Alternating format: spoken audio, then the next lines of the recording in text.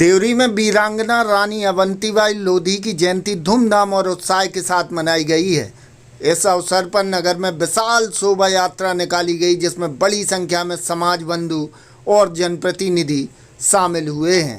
कृषि उपज मंडी में आयोजित आम सभा में वक्ताओं ने रानी अवंतीबाई के साहस और बलिदान को याद करते हुए समाज को शिक्षित, संगठित और नशा मुक्त बनाने का आह्वान किया है। हम आपको बता दें कि रविवार को देवरी के हाई स्कूल परिसर से रानी अवंतीबाई लोधी की जयंती के अवसर पर विशाल शोभा यात्रा निकाली गई। शोभा यात्रा नगर के प्रमुख मार्गों से होते हुए कृषि उपज मंडी पहुंची, जहां इसका समापन विशाल आम सभा के रूप में हुआ। आम सभा को सांसद राहुल सिंह लोधी क्षत्रिय समाज के प्रदेश अध्यक्ष जालम सिंह पटेल, बंडा विधायक बीरेन सिंह लोधी, युवा नेता सर्वजीत सिंह लोधी सहित अन्य वक्ताओं ने संबोधित किया। सांसद राहुल सिंह लोधी ने समाज के हर व्यक्ति को शिक्षित बनाने और सामाजिक कुरीतियों को दूर करने के लिए आगे आने का आह्वान किया है। वक्ताओं ने शिक्षा, व्यवसाय और नशा मुक्ति को समाज की मजबूती के लिए जरूरी बताया है। साथ ही वीरांगना रानी अवंतीबाई लोधी के साहस, संघर्ष और बलिदान को याद करते हुए उनके आदर्शों पर चलने का संदेश भी दिया है।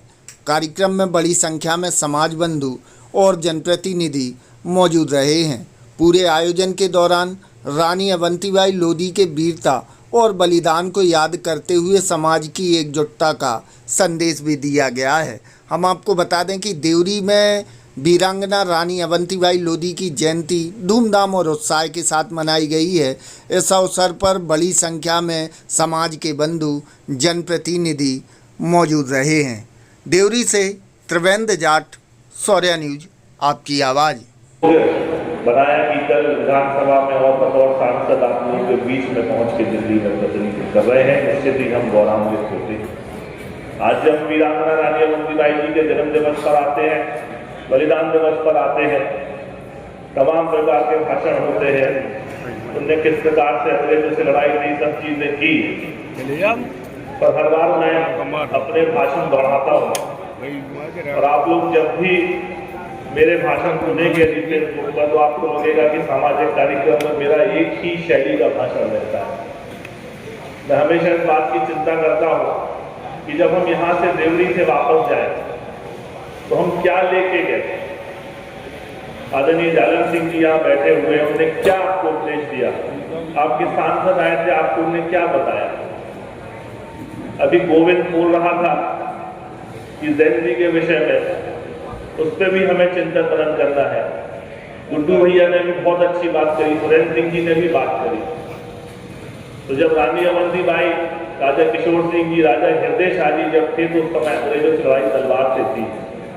और वर्तमान में जो विधायक जी बोल रहे हैं कि जिस तरीके से जो समय चल रहा है, सोशल मीडिया का समय चल रहा है, एक एल्गोरिथम सेट कर देते हैं और फिर वही चलता है, तो उस पर भी हमें चिंतन करनी है।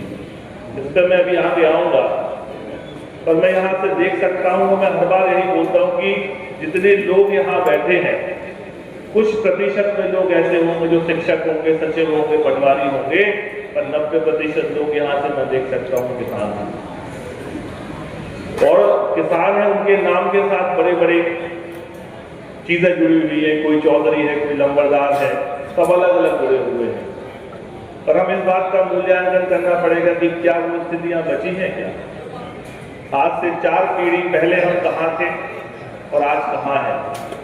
एक उदाहरण के तौर पर, एक छोटा सा उदाहरण मैं देता हूँ कि आज से 4 पीढ़ी पहले आपके पास 400 एकड़ जमीन हुआ करती थी और सामाजिक स्तर पर जमीन देखकर हम लोग विवाह करते थे। जब उनके 4 बच्चे हुए तो वो 100 एकड़ में विभाजित हो गई जमीन। तो 400 से वो 4 भाइयों में 100 एकड़ पे आ गई। और फिर जब उनके विवाह हुए और विवाह होने के बाद जब बच्चे हुए तो उनके 2 बच्चे हुए, तो फिर वही 50 एकड़ पे आ गए तीसरी पीढ़ी पे। और चौथी पीढ़ी जब आई तो फिर उनके 2 बच्चे हुए तो 12, 15 एकड़ एक व्यक्ति के पास है। और जब वो 5वीं पीढ़ी पर आया तो एक वो सामान्य किसान के रूप में बन के थे। समाज को इस बात की चिंतन करना पड़ेगा कि ऐसी स्थिति निर्मित क्यों हुई। करता हूं इसलिए अपने गेहूं का रेट मैं तय करता हूं और उनसे ये बोलता हूं कि आने जाने का ट्रांसपोर्टेशन का पैसा भी आप दोगे। तो ये कोई विकल्प नहीं है कि हमारे पास खेती है कुछ नहीं कर सकते। मैं फिर बात को अपनी दोहराता हूं कि तुम जिस वर्ग से जिस समाज से आते हो वो संघर्ष करने वाली समाज है, मेहनत करने वाली समाज है। कोई पैतृक तरीके से खेती करना हमें बंद करनी होगी कि पिताजी धान बोते थे, पिताजी चना बोते थे, पिताजी ये करते थे, उसको बदल के धीरे धीरे तरीके से नए तरीकों से हमको खेती करनी पड़ेगी। नहीं तो आने वाला समय बहुत चुनौतीपूर्ण हो जाएगा। जिस प्रकार से चीजें परिवर्तित हो रही हैं, जिस प्रकार से आज का युवा हर चीज के लिए आकर्षित हो रहा है, कल आप अपने बच्चों की महत्वाकांक्षाएं पूरी नहीं कर पाओगे। उन सबको लड़ते हुए हमें धीरे धीरे करके क्रमवार तरीके से समय बदलना। मैंने अभी गोविंद की बात करी, गोविंद ने बहुत अच्छी बात करी कि ये जो वर्तमान का जो समय चल रहा है, ये सोशल मीडिया का समय चल रहा है। बहुत से लोग फेसबुक चलाते, ट्विटर चलाते, लेकिन मैं आपको बता दूं कि फेसबुक और ट्विटर का समय चला गया। अब ये जो छोटे छोटे बच्चे हम यहाँ देख रहे हैं मोबाइल जो चला रहे हैं, ये 15 साल से 20 साल 25 साल के अभी इंस्टाग्राम पे आ गए हैं। पहले 1 मिनट की रील बनाया करते थे, अब वो रील कम करके उनने आधा मिनट की कर दी और आधा मिनट की करके उनने 15 सेकंड की कर दी। एक सेट बन जाता है। एक 70 करोड़ से ज्यादा युवा है देश में, और यही हम सभी जानते हैं कि जितने भी देश में हम अगर इतिहास उठाकर देखते हैं अपनी विरासत में, तो जितने भी परिवर्तन हुए सारे के सारे परिवर्तन युवाओं ने किए। हम भगवान राम के समय की अगर बात करें तो बाल अवस्था से लेकर पूर्व जाके उस समय भी अत्याचार के खिलाफ रावण को वध करने का काम किया। हम द्वापर की बात करें, भगवान कृष्ण की बात करें, इसके बाद की अगर हम बात करें देश की, अभी बात करी बहुत सारे आक्रमण हमारे देश में हुए। उन सबको उस सब को भगाने के लिए जितने भी वीर योद्धा उस समय हुए थे वो सब युवा थे। और ऐसा भी हम सबको खासकर मैं गांव से निवेदन करना चाहूँ, हमारी अगर विरासत की जानकारी हमको नहीं है, विरासत के बारे में हमको जानकारी नहीं है, तो वर्तमान ठीक नहीं हो सकता।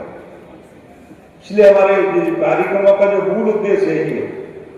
रानी अवंती बाई जी को तो उन्होंने कभी नहीं कहा कि कोई हमारा लोधी समाज या सरकार है हमारी स्टैचू लगाएगा, हमारे बारे में विचार करेगा या कभी सोचेगा, उन्होंने सोच के लिए कोई काम नहीं किया।